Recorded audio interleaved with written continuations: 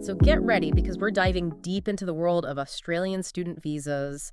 Things are getting a little messy down under. We're talking a major shakeup causing some serious waves internationally. People are even saying the government is like bending the rules. We're looking at a recent immigration update and, well, it's throwing a curveball at anyone hoping to study in Australia, that's for sure. Yeah, what's really interesting here is how this change is happening.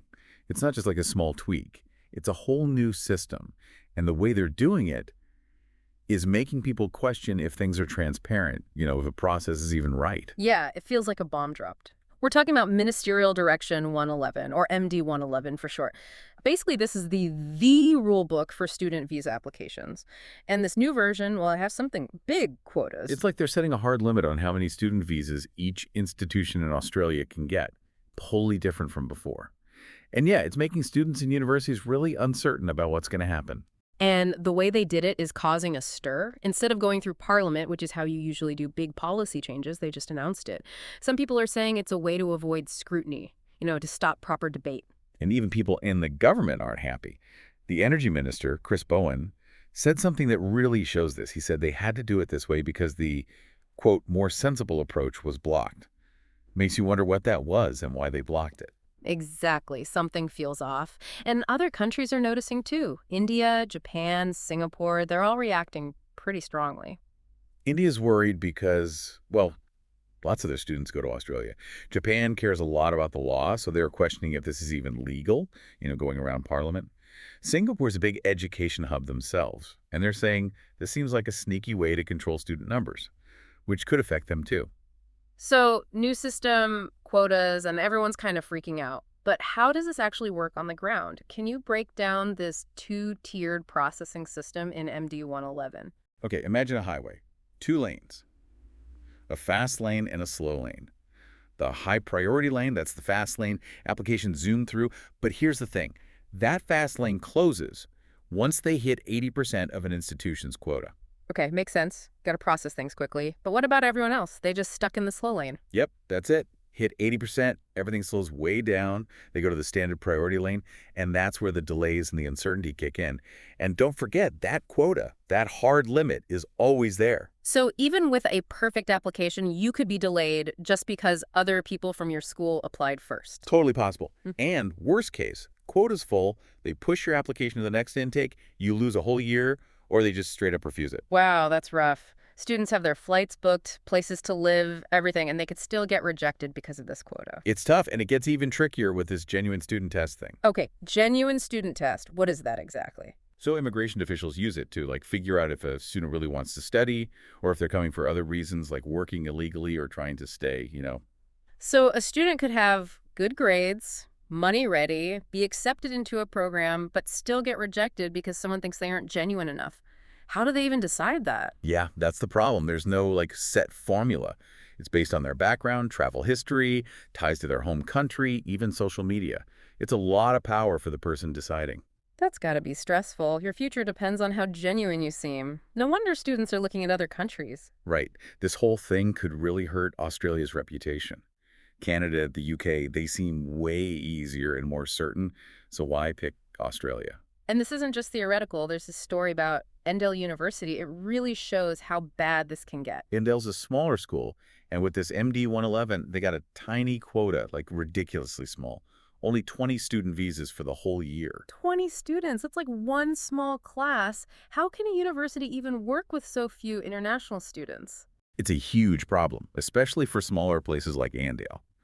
They already struggle for resources, recognition, and now this. It makes things way harder for them. And what about the students? They paid application fees, maybe even flights, put their lives on hold to study in Australia, and now their visa could be delayed or rejected. It's a nightmare. They lose their chance to study, lose money, and it's just, crushing. Their dreams are on hold, who knows for how long. It feels like a trick. Australia says, come study here, but then hits them with these quotas and a system that feels rigged. It's so different from how things used to be. Yeah, before, they used to have grandfather clauses when they changed visa rules. Grandfathering, what's that? Basically, it protected students who applied under the old rules. So even if the policy changed, they wouldn't be punished. It was fair. That sounds much better. But with MD 111, no such luck. If you applied before, you're still stuck with these quotas and delays. It makes Australia look unreliable. Students need to know the rules won't just change on them, that the government will keep its promises. It's like breaking a promise. Imagine a business doing that, changing a contract after you signed it. Lawsuits, outrage. But the government does it, and it's just policy. It's a double standard. It makes it seem like Australia doesn't want international students anymore. And it's not like Australia is overflowing with students. We hear about out-of-control immigration, but is that really true? Look at the data, not just the headlines. Liz Allen, she's a demographer, and she's been fighting this fear-mongering. She says, with the pandemic and people leaving, Australia's net migration is actually lower than it's been in years. So it's more about how it's portrayed than reality. Yeah, it's a hot-button issue, easy to get caught up in the drama, but the numbers tell a different story. Okay, so quotas, delays, no grandfathering, students losing money, and this whole immigration myth. But there's also this thing about special exemptions that doesn't seem right. Ah, yes, the exemptions. Most universities are struggling with this new system, but some got a free pass. It's like a double standard, right? Why do some get special treatment while others are left behind? The big one is TAFE, the government's own vocational school. They're totally exempt from these quotas and delays. So while private universities are struggling, the government's own project is fine. That's not fair at all. Yeah, it makes you question, like, are TAFE students more important? It creates a two-tiered system, not a level playing field. And it goes back to bypassing Parliament. If they'd gone through the proper process, there could have been debate, changes, maybe they could fix these problems. It shows how doing things secretly can lead to bad outcomes and make people lose trust.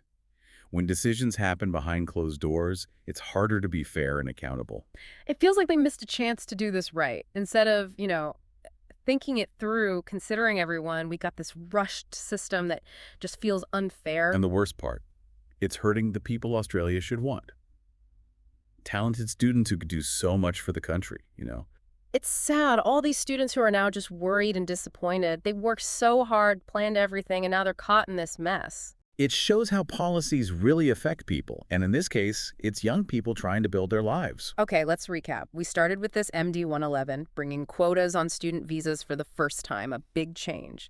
But the way they're doing it, that's the problem. Yeah, ignoring Parliament, not being transparent, creating this two-lane system with delays and rejections. And no grandfathering, meaning even students who applied before are stuck with these new rules.